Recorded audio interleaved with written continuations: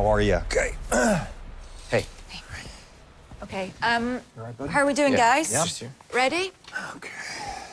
Someone drinking my water? Can we get a top up? We need the good publicity. No, you need the good publicity. We need the good publicity. No, you do. They're the most successful family in grid history. 5-time consecutive world champions. Today on Grid TV, it's the McCains. Nathan, Ryan, your family is synonymous with the word Ravenwest. Because we are Ravenwest. And yet you've had a very controversial season that's seen you both ousted from your own team. Yeah, well, there's a word for that.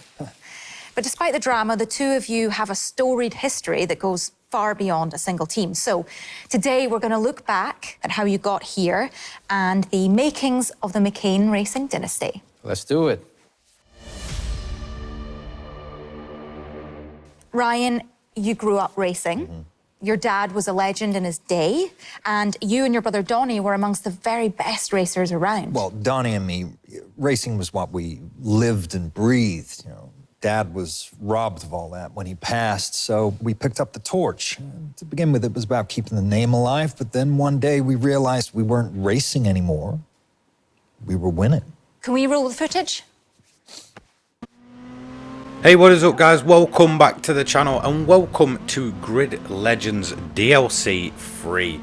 Now, so far with Grid Legends, it's pretty much a forgotten about game. However, in my opinion, this has been one of the best arcade races in recent times. Whilst it still kind of keeps its authentic kind of feeling with the cars and such, it's very much an arcade racer through and through. And that's kind of what makes it enjoyable. There's not many games like this on the market anymore that have the authenticity but the arcade style to it. And that's probably why I enjoy it so much. Now, this is obviously DLC 3, and we have 4 post-launch add-ons planned for the game. So there's going to be one more after this one. The first one we ever had was the Destruction Derby one, and to be honest, it wasn't very great. However, we had Enduring Spirits only just over a month ago, which was very much a return to form. And whilst it did miss some key features of endurance racing, overall it was a very good DLC. Now we have Rise of Ravenwest, which was hinted at in the end of Enduring Spirits, and to be honest, this is the best DLC yet for this game. Now, Rise of Ravenwest basically aims to tell you the story of the Rise of Ravenwest, obviously the most notorious team in Grid ever since the beginning in Race Driver Grid, and now it aims to basically just take you through their history and to see really where they came from. Now, something I absolutely love about the early events for this game, obviously being based off of some of the previous games with Ryan McCain and such, it does actually put a pretty cool CRT filter over it, and then as you kind of go through this through the story levels and such, it actually changes the heads-up display and such to kind of match the time that you're in terms of, you know, the Toka games and Grid games. So really kind of awesome, you know, pretty cool little side thing. Nothing kind of major, but it's nice to have those details in there. The CRT filter that it kind of puts over is a little bit weird to get used to at first, and kind of the bloom and such in the kind of mid levels. However, in the end, it does end up basically being full Grid Legends style, which in my opinion, it looks great and it plays great. So yeah, just a little side feature, but I thought it was kind of noteworthy. It's really awesome to see. Now, the story for this one is longer than any of the others, I believe. There's 11 story missions in this one. They all kind of work very well. There's a nice flow to them. You know, chopping and changing cars, and yeah, again, another weird thing is a lot of the DLC cars aren't actually used. I think at the maximum there's only 2 or 3 that actually get used in this kind of story mode, which is kind of weird.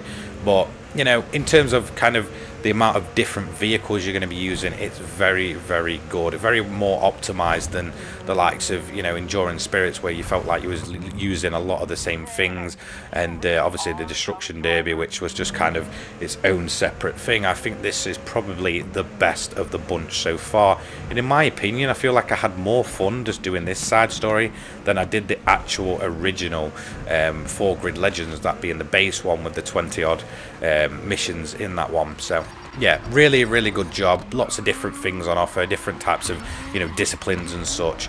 And thankfully, the stadium trucks didn't come back for this one.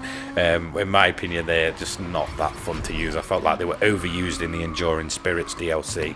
But let's talk about another edition, Miami. Now, Miami is coming to Grid Legends. For the first time, it's not featured in Grid Legends at all in any shape or form up until now, and it's a very, very good street track. And to be honest, it's probably right up there in terms of, the street tracks in the game as being probably my favourite, probably, I must say. Apart from maybe San Francisco, it's an absolutely great place to race. Very enjoyable, very vibrant, typical Miami styling to it. I think it suits the kind of graphics engine we have with Grid Legends very, very well. So, awesome addition, plenty of different layouts for it. You can put ramps on it, you can put boost gates on it. It's a very kind of well introduced kind of, I guess, location to the game.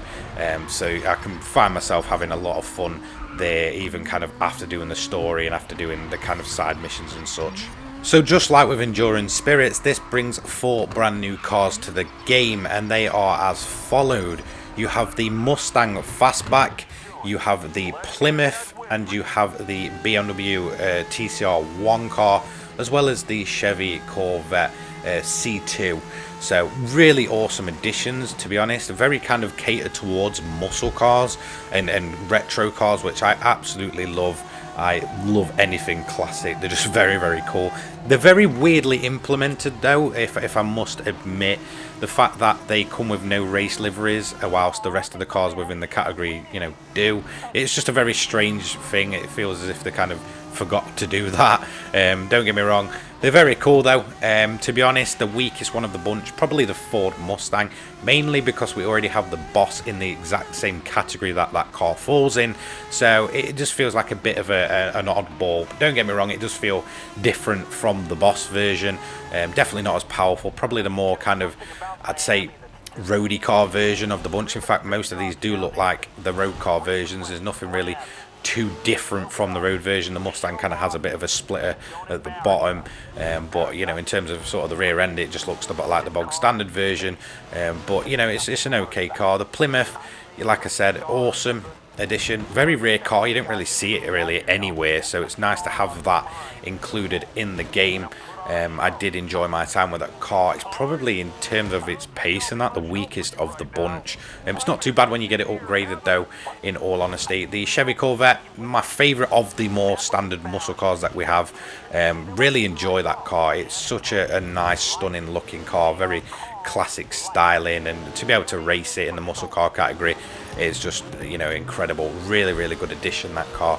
And then we have my personal favorite, which is the BMW, which falls in the TCR1 class of this game. You'll see it probably quite a bit throughout the story mode as well.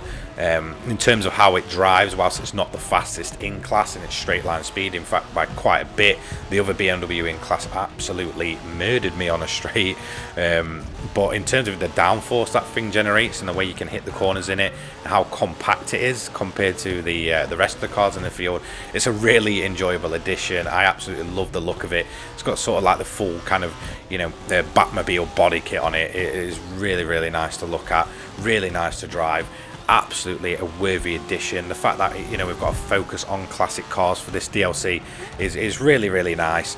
It does seem a bit weird, though, considering it's supposed to be focused around Ravenwest. I'd have kind of expected maybe a different version of the Dodge Viper, like the one we saw in Grid, and maybe kind of the return of some of the more kind of, I'd say, iconic Grid cars that Ravenwest have driven over the kind of games and such. So, but yeah, I mean, really awesome. One thing that does irk me about this DLC, and it's probably my only complaint really, because going into this I didn't expect too much, and it really did exceed those expectations, is probably the kind of pre-hype that Grid did for this on social media. There was releasing a bunch of kind of sort of original PlayStation cover art, so kind of towards the Toka games and such, and I get where they're kind of going with it from, but when you kind of see like the old Super Touros from the 90s, you know, on in-game images and promotional bits, and then you realize there's actually, you know, no kind of new addition in those categories, was very kind of,